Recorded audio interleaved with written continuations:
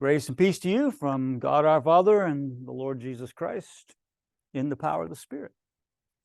Tonight we're in Ruth chapter 2, beginning in verse 17 through chapter 3, verse 5. You remember the narrative that we're in?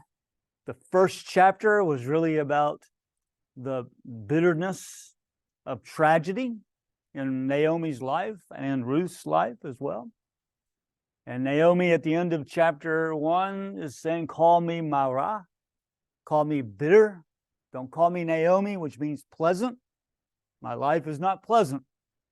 And the Lord has forsaken me. So she feels abandoned by Yahweh, by the Lord. And she recognizes her situation, her tragic circumstances. But as she returns to Bethlehem, Ruth the Moabitess is with her. And remember Naomi,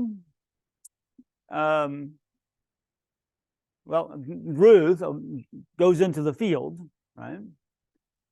Just like the Torah says that harvesters are to leave the edges of the field for the poor and for the widow and the alien, those who don't have resources. But Ruth is bold. She's a risk taker, you might say. She asks if she can follow the harvesters. She can go into the field, not just be on the edges of the field, but go in the field. And her boldness is recognized by Boaz, who says, who is this person? She doesn't know Boaz, and Boaz doesn't know her. But Boaz is told who she is, and no doubt Boaz says, oh, that's Ruth. And Naomi, oh, I know Naomi. He's a relative of Naomi, so he probably knows Naomi. Naomi knows him, right? I assume he knew Naomi. And probably there's a lot of excitement in the village. Bethlehem's not going to be that big a town. That these two have returned, and so maybe Boaz didn't know who she was, but once he was told that this is Ruth who came with Naomi. Oh, Naomi, okay. Boaz recognizes the relationship. Ruth doesn't understand the significance of Boaz in terms of her relationship. But Boaz blesses Ruth, recognizes the kindness, the Hebrew word chesed, the loving kindness, the everlasting love, you might say, the loyalty, the mercy that Ruth has shown Naomi. And so Boaz responds to that by showing mercy or chesed, kindness to Ruth. And says, you stay with my people, you join my gleaners, the women who work for me, work with me, you join them, become a part of our group. Don't go any other fields. You're safe here. You gather what you want. And even gives her the privileges, some privileges there, that the workers prepare things for her so she doesn't have to do all the work herself. She gets a meal from Boaz, a prepared meal. Right? So a lot of blessing. Boaz is showing extreme kindness to Ruth. I don't think at this point Boaz has in mind, oh, I am getting romantically involved with her. I don't think that's, at least the text doesn't tell us that's in his head at this point. Because we realize later in the narrative, there's somebody else who has prior claim that he has to deal with in chapter 4. So I think he's just showing the kindness of Yahweh, the kindness of the Lord to Ruth. And that's where we are at the point in the story tonight. We pick up at Ruth chapter 2, verse 17, and we're going to read through chapter 3, verse 5. So Ruth gleaned in the field until evening. Then she beat out what she had gleaned, and it was about an ephah of barley. She picked it up and came into town, and her mother-in-law saw how much she had gleaned. Then she took out and gave her what was left over after she herself had been satisfied. Her mother-in-law said to her, "Where did you glean today?" And where have you worked? Blessed be the man who took notice of you. So she told her mother-in-law with whom she had worked and said, the name of the man with whom I work today is Boaz. Naomi said to her, daughter-in-law, blessed be he by the Lord, whose kindness has not forsaken the living or the dead. Naomi also said to her, the man is a relative of ours, one of our nearest kin. Then Ruth the Moabite said, he even said to me, stay close by my servants until they have finished all my harvest. Naomi said to Ruth, her daughter-in-law, it is better, my daughter, that you go out with his young women. Otherwise, you might be bothered in another field. So she stayed close to the young women of Boaz, gleaning until the end of the barley and wheat harvest, and she lived with her mother-in-law. Naomi, her mother-in-law, said to her, my daughter, I need to seek some security for you so that it may be well with you. Now here is our kinsman Boaz, with whose young women you have been working.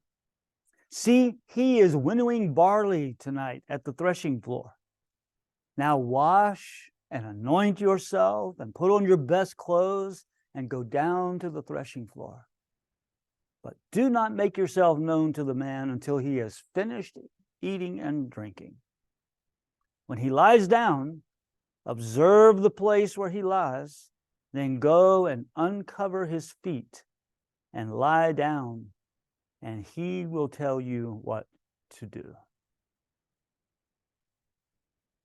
I want to think about this in two sections. Let's think about, first of all, chapter 2, verses 17 to 23, where Ruth returns to Naomi after a day's work. All right. What are some of the interesting things you see in this section? What stands out to you? Before we start walking through it, is there anything that stands out to you, that, like you noticed something that interests you, or you thought, wow, that's an important thing there? Anything like that? Yes. Oh, she got an ephah of barley, which evidently was paramount, Ephah. Oh, no, wait a minute. That's not how you spell it. Oh, how do you spell that? It's E-P-H-A-H. That's right. Ephah of barley. How much is an ephah? Anybody got a footnote that says you how much it is? So it's a what of a bushel? 3/5 of a bushel? Some say it's a bushel. It's like a bushel or near a bushel. 22 liters. 22 liters. Some suggest it's close to 30 pounds. Something like that. If she's done her work for the day and she's carrying 30 pounds home, in Middle Eastern countries, in Africa, and even Latin America, I've seen women carrying 30 pounds on her head.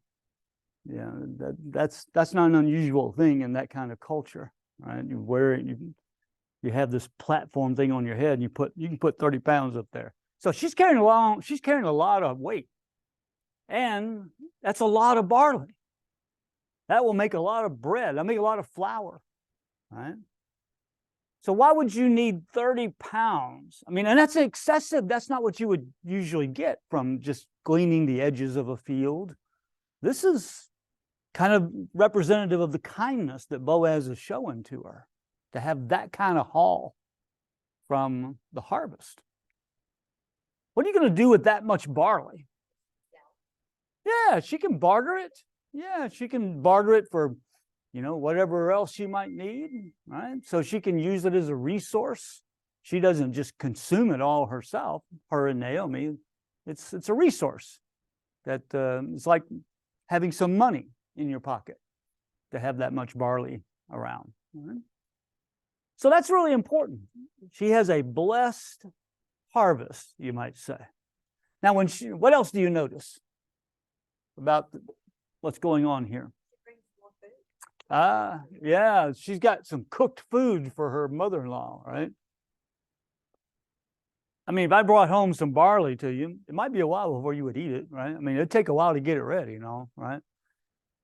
But she brings some of the food that Boaz fed her to share with her mother-in-law. So there's kind of a graciousness there. There's kind of it represents a relationship that they have. She is caring for her mother-in-law. She is loving her mother-in-law, sharing food with her mother-in-law. I mean, that's all is an indication of the kind of character we're talking about here when we're talking about Ruth. What else do you notice in this? Verse 20 is interesting, both in Naomi's blessing again. Yeah. It feels hurt, the person, the blessing, and the language. So may Boaz be blessed by Yahweh. But then the description of Yahweh, who hasn't abandoned his faithfulness with the living, or that feels like a turn. Yeah, I think you're right. In fact, I think this is a hinge point in the narrative. Because if you remember back in chapter 1, she feels forsaken or abandoned by Yahweh. She feels Yahweh has acted against her. That's why she wants to be called Mara, so bitter, right? So she's very clear. Let's go back to chapter 1, where let's just remember the language there.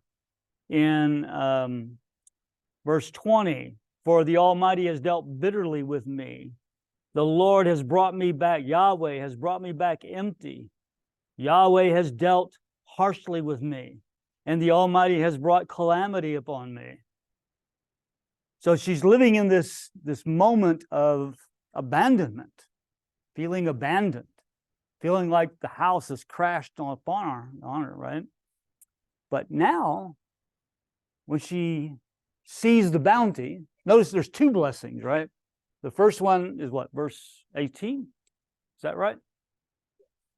Where she blesses someone? Or 19? No, it's 19, isn't it? Yeah. 19 and then 20. Yeah. So in 19, who does she bless in 19? The one who just noticed her. Yeah, the one that she doesn't know who it is yet, right? She just knows somebody's been good to you. That you're bringing this much home. Somebody's been really good to you. Blessed be the who is she asking to bless this guy? Yeah. And if we're unclear about that, we get clarity about it in the next verse. So she's bitter, she feels bitter, she feels forsaken, but she still has a relationship. And when she sees something good in her life, she recognizes that blessedness, and she blesses the person who has blessed them, right? And presumably, in this first one, she's blessing in the context of Yahweh blessing them. But the second one is very much more focused, right? In verse 20, once she knows it's Boaz, blessed, the name of the man is Boaz. Blessed be he by the Lord, whose kindness, whose chesed, that's our key word, right? I think 20 is this hinge moment where Naomi realizes, though she has once felt forsaken by Yahweh, now she says Yahweh has not forsaken. Right?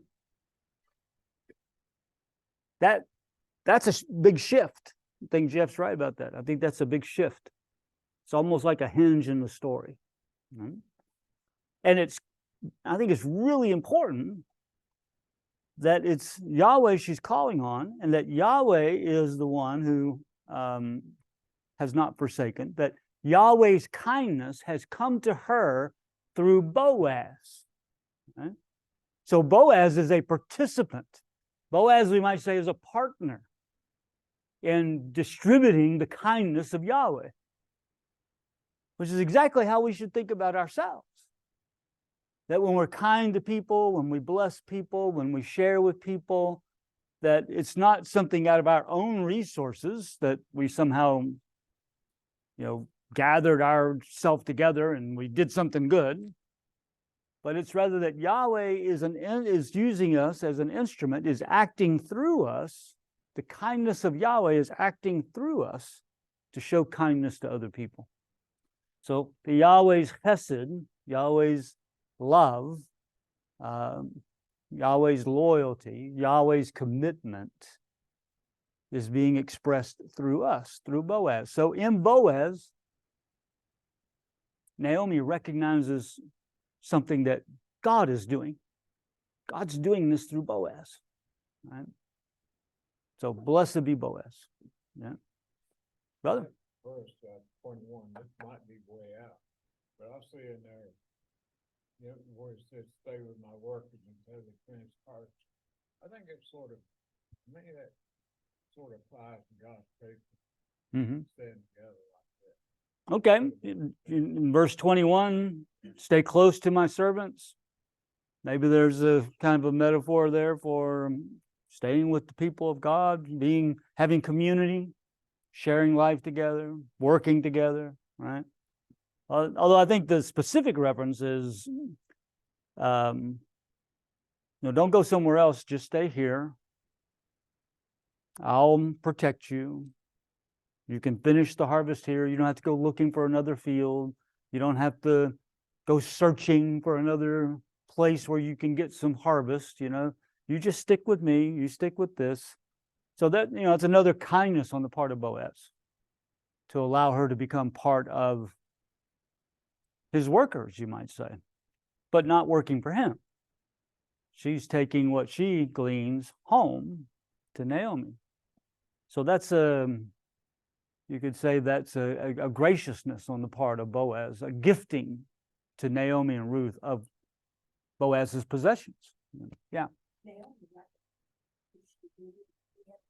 Mm-hmm.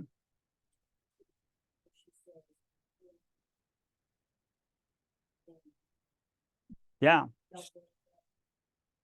Stay close. Accept the gift, right? Receive the gift and participate in the work and accept the protection, right? Because this is also a protection on the part of Boaz to say, you stay with my people. Don't go in another field because that could be dangerous for you. They might be abusive to you. You don't know who they are, so that sort of thing. Back in the 20 again, the phrase, he hasn't abandoned his faithfulness with the living or with the dead. Does that occur anywhere else? It feels like an interesting way of, it's not her saying God was gone and now God's good again. Yeah. It's a reframing with the living or with the dead. Feels like a curious way to name that. Is that anywhere else or what? Not for whose kindness has not forsaken the living or the dead. Yeah, I'm not familiar with another place like that. There might be, but I'm not familiar with one. I think it's in the context of the narrative. Who are the dead? Yeah, the sons and the husband of Naomi, right? So God is showing kindness, showing faithfulness to the dead. Now, how does this get resolved ultimately? All right. So you have a kinsman redeemer, which we're going to learn more about here in a moment. You have a kinsman redeemer who is going to redeem the family, redeem the property of the family, the inheritance of the family, the lineage of the family. So God is showing faithfulness to the dead by introducing Ruth and Boaz. Right? Yeah. It says that when David was told to bury Saul, that the Lord bless you for showing kindness to Saul by burying. Yeah. So showing kindness by burying Saul, right? Yeah. Okay. Yeah. So kind of has the same That's in it. that's showing respect to the body of Saul, respect to Saul. Yeah, it could fit. But I think it's more primarily about how God, the husband and 2 sons are dead. Naomi says, God's forsaken me. They're dead. My life's over. The lineage is done. The inheritance is gone. It's all over. And now when she knows it's Boaz who is showing such kindness to Ruth, Boaz says, oh, wait a minute. The Lord hasn't forsaken us and hasn't even forsaken the dead, hasn't forsaken my husband and my 2 sons, because now there's going to be a way to redeem the family and the inheritance. So God's faithfulness isn't just a faithfulness to the living, it's also a faithfulness to the dead. Yeah. Think about blessing. I was thinking back when she allowed Ruth to go. That was a big risk for both of them. So they must have been dead. Yeah. Yeah. I mean, it was a risk for Ruth to go out into those fields. She was risking being molested, abused, mistreated. She's a Moabitess in a Judean village trying to glean from the harvest. Now the Torah says aliens are allowed to do that and they should be treated well, but we know people don't always follow the law, right? I mean, that's the danger and the risk is real. And Boaz even said that so that no one would bother you, right? Don't go in another field, they might bother you.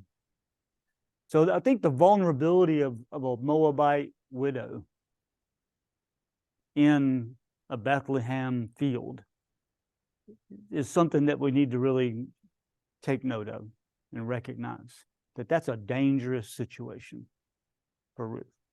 But she has the boldness, the audacity, you might say, the initiative to do that. And courage. And courage, yeah, courage. Courage is going to be part of that, for sure, for sure. Is Redeemer in verse 20 used in the sense of rescue? What is in verse 20? Redeemer. Redeemer, yeah. Well, the man is a relative of ours, one of our nearest kin. We don't have the word redeemer yet. That's coming in the text, right? Ultimately.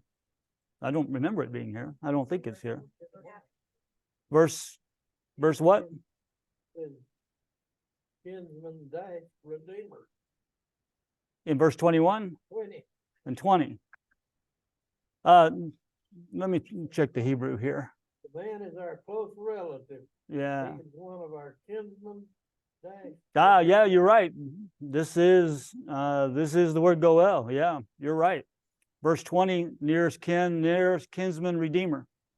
So yeah. Sorry about that. You corrected me. But yeah, the Hebrew word is goel, so it is the kinsman. This is the person who can redeem our family. He's a close relative. And she's not saying that he is the closest relative. He just knows he's in the pot. She knows he's in the pot, right? Yeah, but you're right. And we'll be talking more about that as we move through the book of Ruth. Right? But this comes from Deuteronomy 25, the kinsman redeemer. When a wife is widowed, the brother of the person who died is obligated to marry the widow, so that his brother will have a line of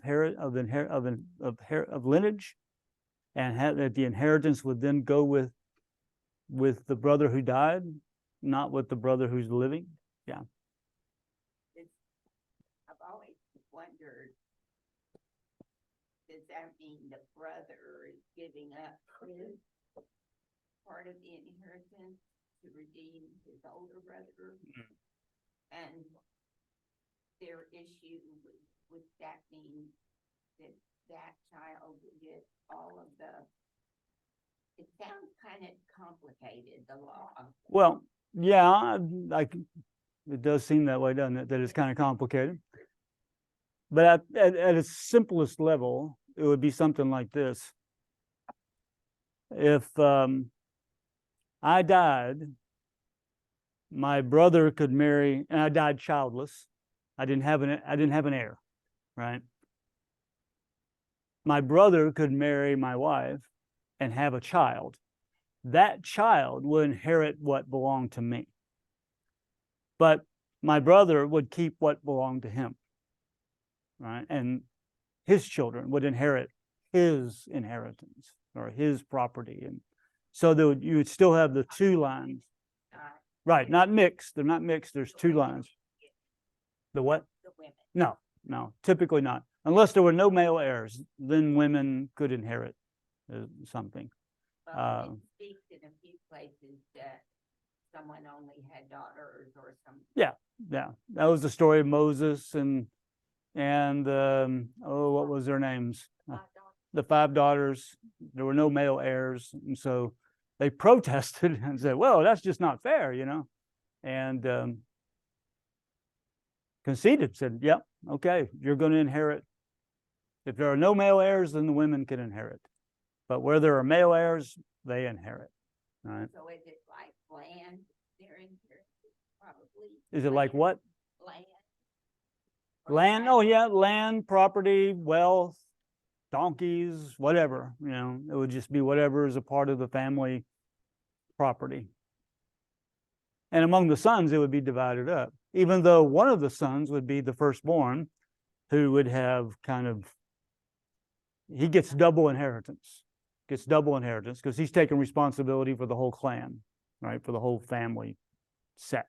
So, yeah, but that's the whole point, that we want to, the kinsman redeemer is the way in which a male's inheritance is going to be preserved for his seed, right? Or for his family, for his widow, right? All right, let's move to the next section in verses 1 to 5.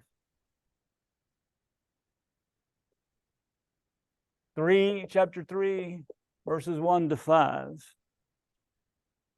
What do you notice in the first couple of verses here? What stands out to you in, say, verses 1 and 2 or 3? Yeah.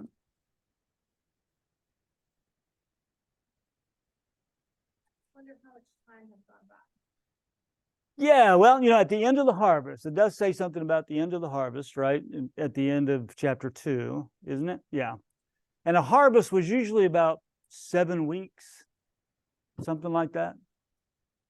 We don't know that Ruth came in at the beginning of the harvest or what point in the harvest she began to participate. But harvest was usually roughly 7 weeks. So we might imagine a month or a month and a half that Ruth is out there working in the fields. And now it's coming to an end. And that means Naomi and Ruth have to figure out what they're going to do next, right? How are they going to sustain their lives? What's going to be their economic power? What's going to be their economic situation now that the harvest is over? Maybe they've gathered enough harvest to survive in a lot of ways, but notice Naomi's concern in the first verse is what? What's she concerned about? Yeah, security, rest, a place of rest. In fact, my translation says security, find some security for you, but literally it's rest, to find some rest for you. All right? A place of dwelling. It's the word that's used for the resting place of God in the temple. This is God's resting place. So we need to find a place for you to rest, a place for you to have security, to be safe, to have what you need. Right? In other words, we need to find you a husband. Right? Which is what she hoped for. Remember that back in chapter 1, that's what she first told her daughter-in-laws, right? That y'all need to go back to Moab and go to your mother's house and find rest. And may rest go with you. May you find rest in your homeland. In other words, may you find another husband in your homeland. Right? So I think the first verse tells us that Naomi's thinking Ruth needs a husband. I think that's kind of the point. Now, there's more of a, I think there's some theological dimension to that by using the word rest. It's not just go find a husband, no matter how bad he is or whatever. Go find a husband where you can find the security of resting in God's blessedness. It's a divine blessedness, this rest, right? And in that culture, that's survival for women, is to have a male protector, a male provider, and so on. Not so much survival for women today, in a different economic world, different kind of world. But then, yes. So, what else do you see in verses maybe 2 and 3? What's going on? Yeah, I mean, verse 3 is really important, isn't it? Yeah. Wash. Notice the 3 things. Take a bath. Anoint yourself, which is presumably perfume, right? Or your translation says perfume? Okay. It's really kind of just anoint yourself, literally, is what it says. And put on your best clothes, or put on better clothes, or clean clothes, or whatever it is. But that movement from bathing to anointing to dressing is exactly what we find in Ezekiel 16, verses 8 and 9, when God finds Israel in the wilderness as a woman who is naked and has no place to go. He bathes her, he anoints her, he dresses her, and marries her. Right? So it's kind of like a marriage context, the fact that she's doing this. Some suggest, this is more of she's dressing up like a prostitute or something. And I don't find that too convincing myself. I think Ruth epitomizes chesed. She's an honorable person. Boaz is an honorable person. Now, we're going to get into a difficulty here in a moment, a real question mark. But I think the intent of Naomi is you need to go propose marriage to this guy. Now, the change is important. Now, there's been a change for Naomi, right? She's Mara, she's bitter, but now she's seeing the blessing. She's seeing the work of God. And I think this is also a change for Ruth. Bathe, anoint, put on your good clothes. It may be that she was wearing mourning clothes. She's a widow. We don't know for sure. Well, we know she's a widow for sure, but we don't know what kind of, if she was wearing mourning or widow's clothes. Probably she was. We just don't know the length of time involved. But I think there's a real indication here. There's a shift. The way you were present among the workers and with Boaz, I want you to be a different kind of presence tonight. So it's time to move on with our lives. Time to move on, right? Time to seek another husband. To stop the mourning, to cease the mourning, right? Or in Jewish culture, you do Shiva, right, for 7 days, and then you do it for another month in a different form. So but there comes a time when you stop mourning. I think I indicated that's part of what I think is going on in Job. I let go. I'm going to stop mourning now. Right? I'm comforted. I'm going to stop mourning. So I think this Naomi is saying to her, the mourning, the grieving is over. Now it's time to move on. Right? It's time to seek another husband. Right? I don't know. Y'all remember Dances with Wolves? Remember the Native American comes to the lady and says, "You are no longer mourning." Like, Oh, it's that easy. You are no longer mourning. Now, that doesn't mean you're no longer sad, but it means you're no longer in a status of unavailability. That she was unavailable to the other braves because she was in mourning. And I think something like that's going on here. That before Ruth is not available, but now she's changing clothes and she's bathing and she's anointing and wearing perfume, and now she's available, right, for marriage. Sounds like there's a whole lot contained in the book. Mm. It really surprised me. Ah. I mean. Surprising you some? Okay. Yeah, you know, here's a woman, Ruth, that's one of the 5 women mentioned in the genealogy Of Jesus, right? Yeah. There's something, but and I think we're hitting Well, on the edge of it. yeah. Well, I think it is. It's rich. You know, it has a lot. It's kind of robust here in a lot of ways. Now, when does she go see Boaz? When does she go to Boaz? At night. Ooh, okay, that sounds a little racy, you know. And where? Where does she go see him? On the threshing floor. Now, Hosea seems to indicate that, like in chapter 9, verse 1, I think it is in Hosea, that the threshing floor was had a reputation.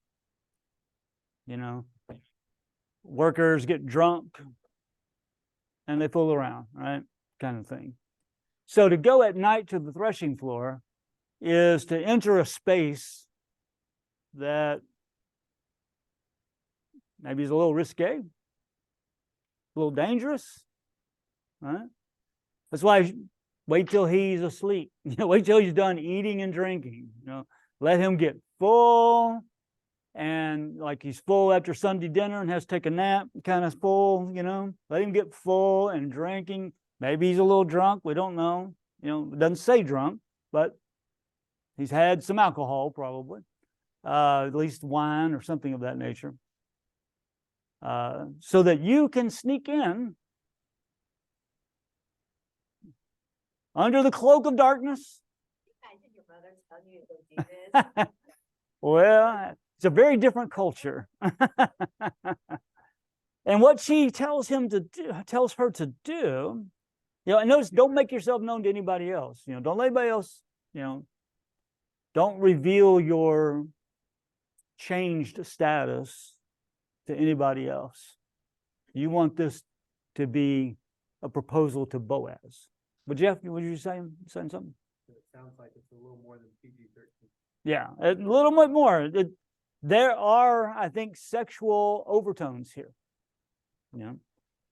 And this is where controversy comes in. People have different opinions about how to understand, because when in verse 4, Naomi says, when he lies down, observe the place where he lies. You notice where he lies down, and you go there, right? And then go and uncover his feet, and you lie down. So the big question here, what does uncover his feet mean? He's the master. Huh? He's the master. Okay. I mean, there are ways of reading it to say this is a matter of submission. Okay. That's certainly option out there. That's certainly possible. Some say, well, uncover his feet so that he gets cold and wakes up. Okay, maybe. But the idea of uncovering is also kind of a sexual metaphor. Well, he wakes up after she uncovers, right? That's one way of reading it. Some people do suggest that. But yeah, he wakes up as a result of this uncovering, because he wakes up, as we'll see next week, he wakes up and sees, what are you doing here? Kind of a shocker to Boaz. But what is she doing when she uncovers his feet? Is that literal or is that metaphor for something? We're going to talk more about that next week. All right.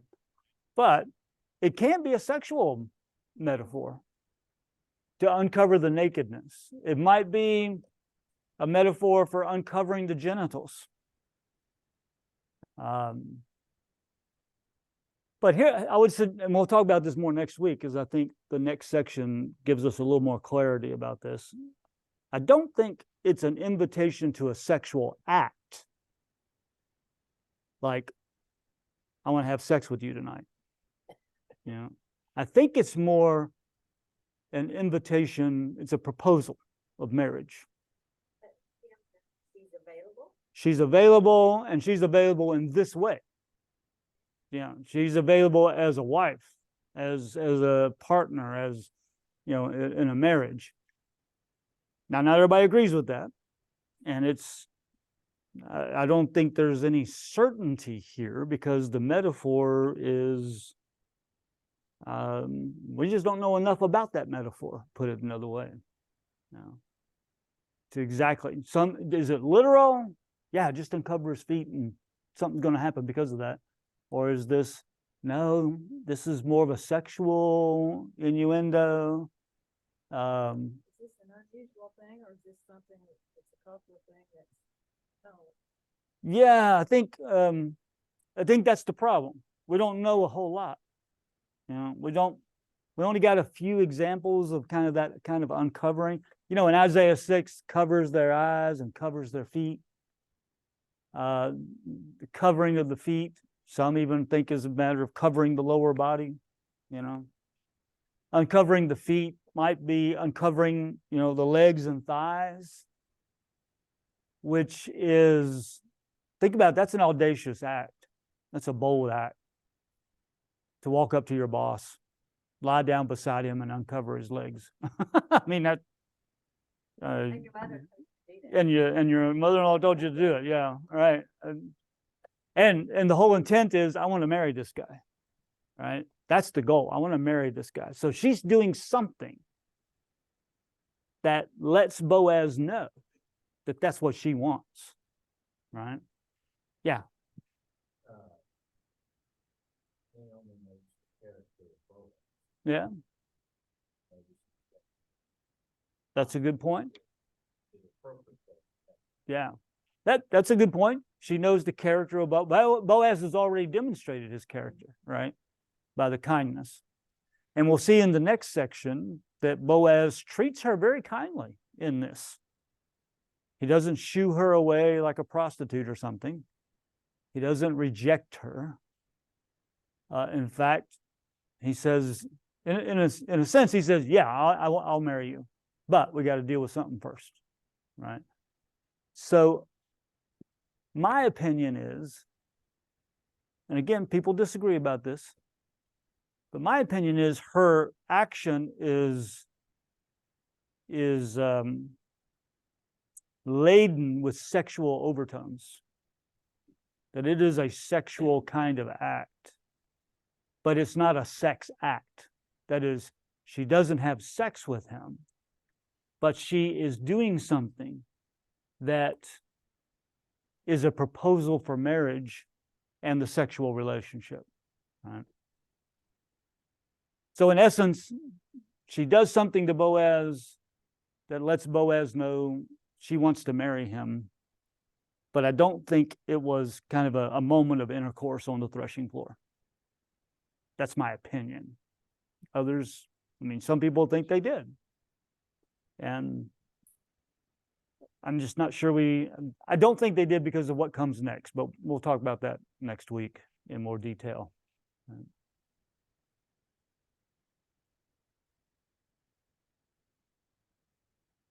Do what he tells you. Well, I don't think my mama would say that. No, but as Ron said, maybe we ought to hear that in the context of Naomi's confidence in who this person is. That he's going to do what's right, whatever that looks like. Some would say that a sexual encounter was a right thing in this culture, in this moment, in this context. But I can't go there myself, because I think Boaz also knows that he doesn't have first right to this woman, that there's another redeemer that he has to deal with before he has rights to this woman. So that's why I don't think there was a consummated sexual act. But I think what she did was a sexual overture, but put it in the framework of a marriage proposal, not in the context of a one-night stand or something like that. Right? And I think the sexual dimension is important as well because of what Pete mentioned just a moment ago. The women in the genealogy of Jesus all have some kind of sexual context to them. Tamar seduces her father-in-law, right? Bathsheba is, I would say, raped by David. Who am I missing? Rahab. Rahab is a prostitute. And Ruth is in that list. Now, it might be that they're all in the list because they're all non-Israelite women, right? None of those are Jews, right? But, Bathsheba was married to Uriah the Hittite. So, but actually we don't absolutely know. We just assume that Bathsheba was outside of that. But you're right, we don't know that for sure, right? So the only thing that we might say is there's something sexual, so that they're foreigners, non-Israelites, and that there's something sexual about this. And even Mary, there's going to be a scandal about Mary, right? Some kind of sexual accusations about her, some rumors about her, right? But she was Jewish. Yeah, Mary was Jewish. So I think that strengthens the idea that maybe that this uncovering of the feet had some kind of sexual connotation to it, even if it wasn't consummated. I would imagine Boaz wakes up startled to see this woman at his feet and him being uncovered in whatever sense that meant. But instead of acting on it, he says, I understand what you're asking, but we can't act until I deal with this other redeemer, right? So I think the honor and the kindness and the character of Boaz says that we ought to understand this more along the line of a marriage proposal, not a marriage consummation, not a sexual consummation, but a marriage proposal. Probably not a text that I'm going to print out and hand to my group. No, yeah, exactly. No, it's there's a cultural framing here, right? There's a cultural context to this, right? That she needs to let Boaz know she's available. And how do you do that in that culture? How do you do that in that context? It's not something we would do in our context necessarily, right? But in their context, I think it was still bold. It was courageous. It was risky. It was risque even. It was startling to Boaz. So I don't think this is necessarily what one normally does. I think this is Naomi taking initiative. And she's blessed in that initiative. So what we have a story of is two women who are trying to survive as widows. And they are demonstrating a sense of initiative, boldness, courage, industry, and a trust even that Yahweh's at work here. And Naomi needs to find security for Ruth. And this is the way to do it. We'll talk more about this next week because we'll get more language. We'll see Boaz's reaction. That'll help us understand something of what was happening here. May the grace of our Lord Jesus Christ, the love of God, and the communion of the Holy Spirit be with us all. Amen.